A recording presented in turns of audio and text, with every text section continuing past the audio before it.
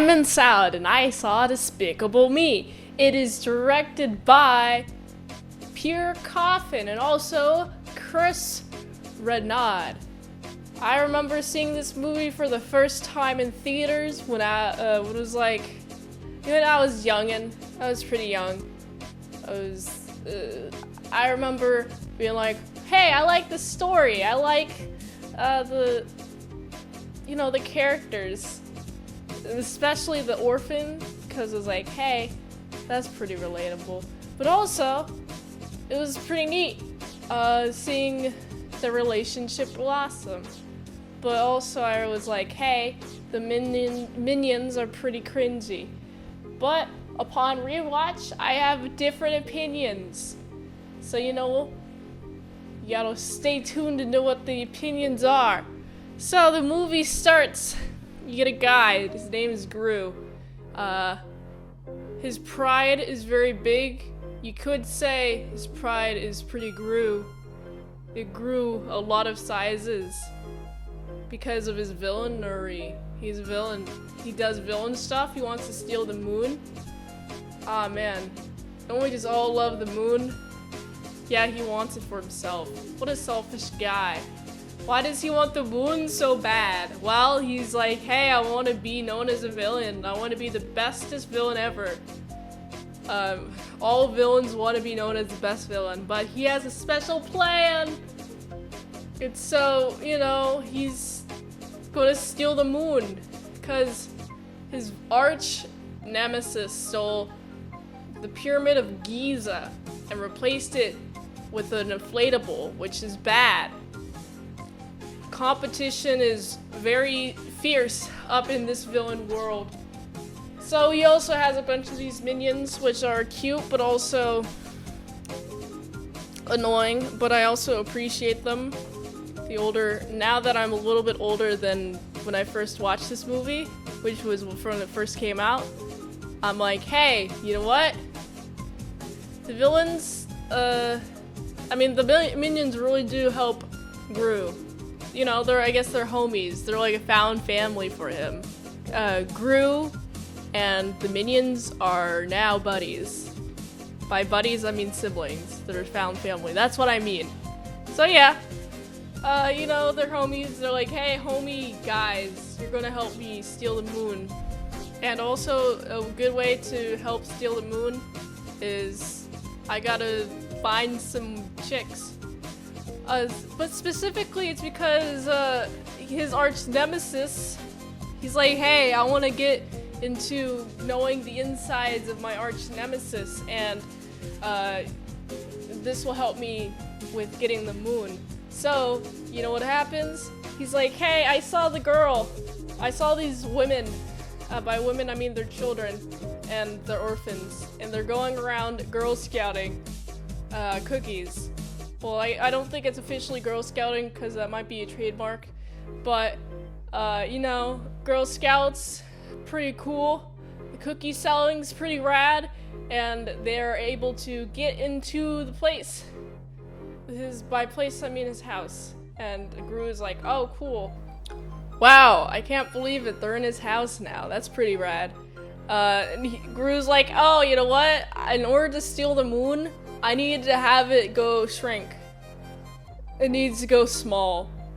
And now I'm gonna have it go small by sending these girls in to steal the house, to break into the house to steal the shrink ray. Also, there's so many cookies everywhere. Did I mention that Gru's fat? He's pretty fat. He eats a lot of cookies, and he's like, hey, send these cookies in with robot in them. I'm gonna adopt y'all. Y'all are gonna be my homies now. Y'all are gonna be also my found family, but I found you, so I guess, is this found family if I find them? Yes. The answer is yes. But also, he's pretty cool. The girls are like, hey, I want to go to the amusement park, especially that one girl. She's cute. The youngest, she's like, oh my goodness, I want to have a unicorn. I remember a lot of the unicorn memes Was I on the internet at the time? Yes, I was. I was pretty young when I was first on the internet, and I saw these memes of the gif of her shaking the unicorn like Fluffy. It's so fluffy. Wow, I cannot believe it. So fluff. Big fluff energy. So you know what? I'm glad she got the unicorn. But you know what? Also sad. He's trying to become a villain, but he has to juggle being a dad. He's on a conference call with a guy because he's declared bankrupt because, he has, I think stealing the moon takes a lot of money. I might have thought that. Who knew? Who knew, right? So anyway, he's trying to get a loan. His big genius doctor friend is like, hey, you're going to apply for a loan, be an adult. He's like, okay, I gotta call some people. Big call. The children are here. Oh, you have enough money to afford children? You're not allowed to get a loan. No more loan time. No loans here. And he denies them. No more loan. You cannot. Also, your credit score is now lowered because you asked for a loan and I declined it. This is a hard loan. This ain't no soft loan. This is a hard one. It stays on your credit score forever.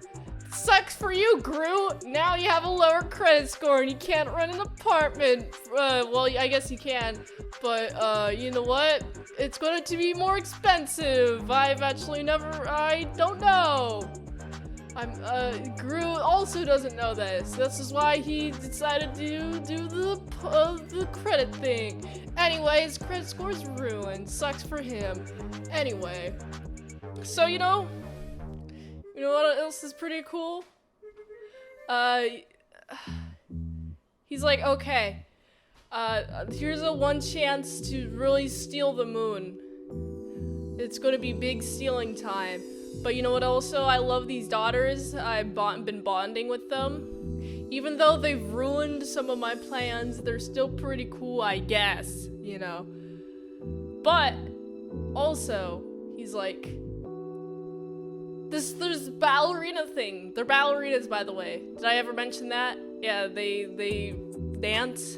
They're big dancing. This is what happens. This is their hobby.